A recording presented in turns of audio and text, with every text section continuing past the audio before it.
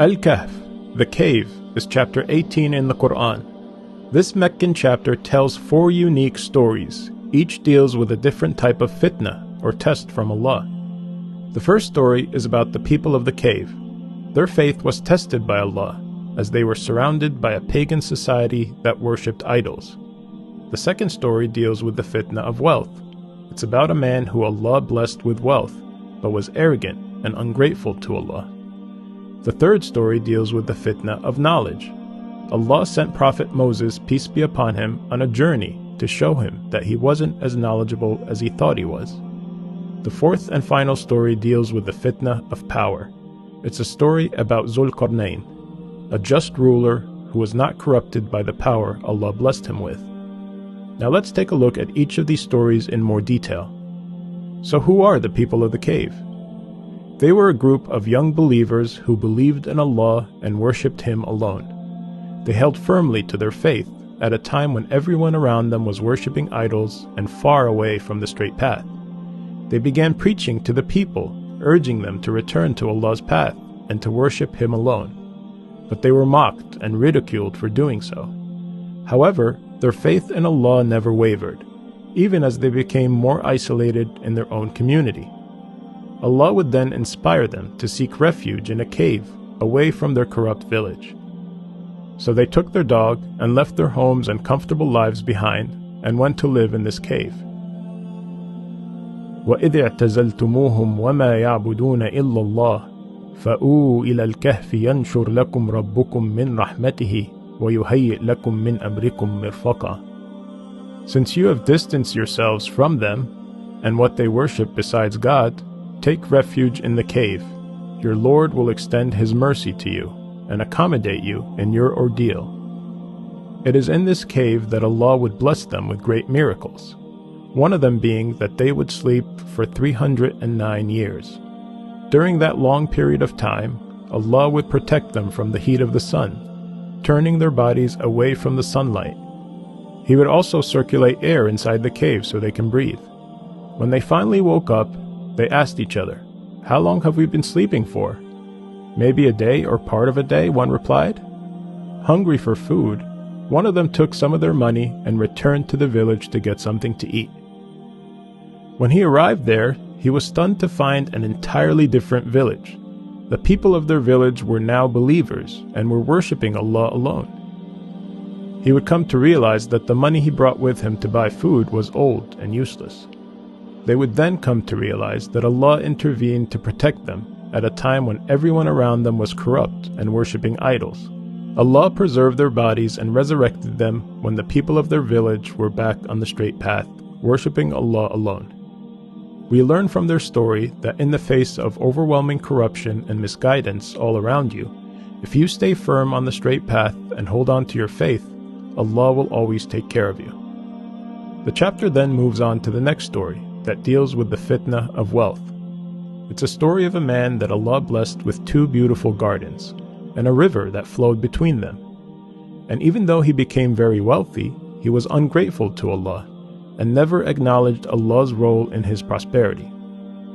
One day, he invited a friend who was less fortunate than him. He wanted to show off his wealth to this poor man, so he gave him a tour of his property, boasting that his land will never perish and that there is no day of judgment. His friend would challenge him, reminding him that Allah is the one who created him from dust and made him into the man he is today. "If only you had said when you entered your property, 'This is what God has willed,' there is no power except with God," said the poor man. But the wealthy man's arrogance would soon doom him, as Allah would go on to destroy his gardens and crops, leaving him with nothing. Allah would then remind us that this world is temporary, and regardless of how blessed we are, nothing comes close to the everlasting reward of the afterlife. المال والبنون زينة الحياة الدنيا والباقيات الصالحات خير عند ربك ثوابا وخير أملا. Wealth and children are the adornment of this worldly life, but the everlasting good deeds are far better with your Lord in reward and in hope. The chapter then moves on to the third story that deals with the fitna of knowledge, and that's the story of Prophet Moses, peace be upon him, and Al-Khidr, A man came to Moses one day and asked, "Who is the most knowledgeable person on earth?" "That would be me," Moses responded. So God revealed to Moses that he was wrong to say that, and there was in fact someone who is more knowledgeable than him. God instructed him to go meet this man, whose name is Al-Khidr, and that he will find him where the two seas meet. So Moses, peace be upon him, took his young servant and set out on this long journey and eventually found the right spot. فَوَجَدَ عَبْدًا مِّنْ عِبَادِنَا آتَيْنَاهُ رَحْمَةً مِّنْ عِنْدِنَا وَعَلَّمْنَاهُ مِنْ لَدُنَّا عِلْمًا. There they found a servant of ours, to whom we have granted mercy from us, and enlightened with knowledge of our own. Moses says to him, "May I follow you, and perhaps you can teach me some of the guidance you've been taught?" "You won't be patient enough with me," said Al-Khidr. "And how could you be patient with what is beyond your realm of knowledge?" Moses responded, "You will find me patient, God willing, and I will not disobey any of your orders. Then if you follow me, do not question me about anything until I myself clarify it for you." So they set out on this journey together, and they board a ship. On the ship, Al-Khidr starts damaging the ship, making a hole in it. "What are you doing?" said Moses, peace be upon him. "Are you trying to drown the people of this ship? You've done a terrible thing." "Did I not say that you cannot have patience with me?" Al-Khidr replied. Moses pleaded, "Excuse me for forgetting, and do not be hard on me." So they proceeded on their journey until they came across this boy, and Al-Khidr kills him. Moses protested and said, "Have you killed an innocent soul who killed no one? You have certainly done a horrible thing." Al-Khidr answered, "Did I not tell you that you cannot have patience with me?" Moses replied, "If I ever question you about anything after this, then do not keep me in your company, for by then I would have given you enough of an excuse." So they moved on until they came to a town, and they asked its people for food, but they refused. Moses and Al-Khidr would continue until they came to this wall that was about to collapse. Al-Khidr would rebuild the wall to save it from collapsing. "You know you could have demanded them to pay you a fee for fixing their wall for them," Moses told Al-Khidr. Al-Khidr replied, "This is the parting of our ways. I will now explain to you what you could not bear patiently.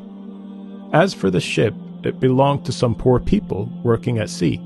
So I damaged it, for there was a tyrant king ahead of them, who seizes every good ship by force.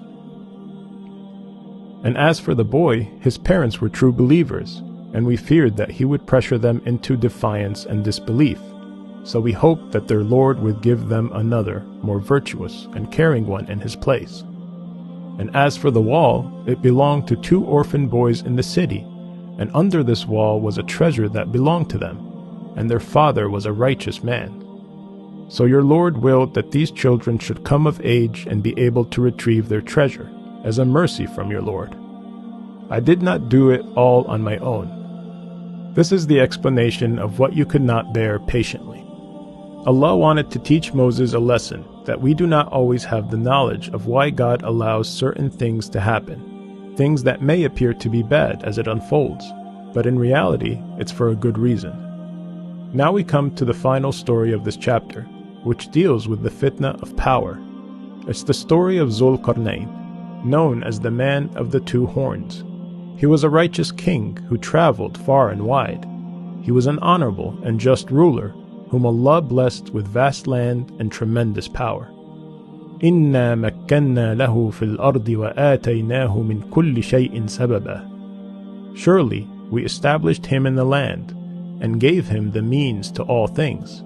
So he set out on journeys to the far east and far west, where he helped guide people to the straight path, brought them prosperity, and ruled over them with justice.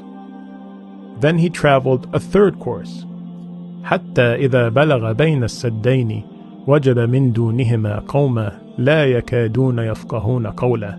Until he reached the pass between 2 mountains, he found in front of them a people who could hardly understand his language. They pleaded with him to save them from Gog and Magog. Gog and Magog were 2 neighboring peoples who violently raided their village and spread corruption throughout the land. "Should we pay you tribute, provided that you build a wall between us and them?" said the people to Zulqarnain. He responded, "What my Lord has provided for me is far better, but assist me with resources, and I will build a barrier between you and them." "Bring me blocks of iron," he asked the people. They would fill the gap between the two mountains with iron, making it red hot, and pouring molten copper over it, making it near impossible to climb or penetrate. فَمَا اسْطَاعُوا أَنْ يَظْهَرُوهُ وَمَا اسْتَطَاعُوا لَهُ نَقْبًا. And so the enemies can neither scale nor tunnel through it. He then declared to the people, "This is a mercy from my Lord. But when the promise of my Lord comes to pass, he will level it to the ground, and my Lord's promise is ever true." Meaning this wall won't last forever, and there will come a day when Allah will allow it to be leveled, and Gog and Magog will come through. وَتَرَكْنَا بَعْدَهُمْ يَوْمَئِذٍ يَمُوجُ فِي بَعْضٍ وَنُفِخَ فِي الصُّورِ فَجَمَعْنَاهُمْ جَمْعًا. On that day we will let them surge like waves over one another. Later the trumpet will be blown, and we will gather all people together. Yag and Magog's eventual coming out from behind this wall that Zulqarnain built is known to be one of the major signs of the final hour, right before the Day of Judgment. The story of Zulqarnain is a reminder that God will grant certain people power. What they do with this power is a test by Allah. Some will be corrupted by power, while others will use it for good. These 4 stories represent different ways Allah will test us in this world. It is encouraged that Muslims read this chapter every Friday to remind themselves of these trials and to protect themselves. Help us create more videos by visiting our website today and contributing to our mission and project. Please subscribe to our YouTube channel to access more videos and content.